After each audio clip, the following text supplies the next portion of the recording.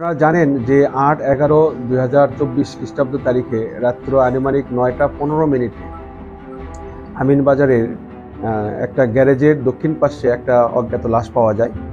তো লাশটা আমরা শনাক্ত করি। লাশের হলো মুক্তার নামে এক ব্যক্তি। মুক্তার হলো বাড়ি হলো মুরাদনগর, কুমিল্লা, এবং সে এখানে রাজধানী পরিবহনের হেল্পার হিসেবে কাজ করত।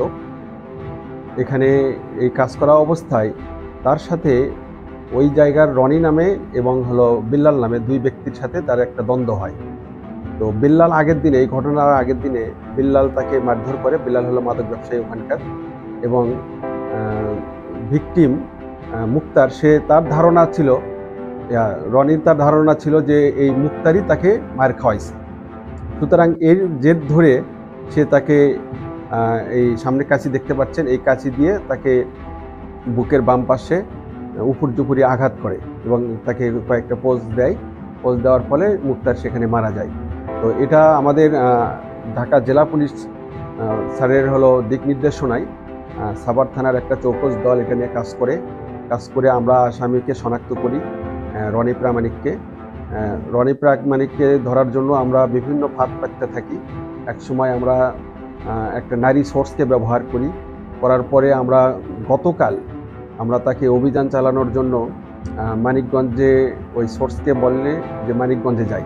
মানিকগঞ্জে যাওয়ার পরে তখন সে ওই নারী যে সোর্স ছিল আমাদের, তাকে বলে যে তুমি এতে আসো, হলো আরিচা ঘাটে আসো।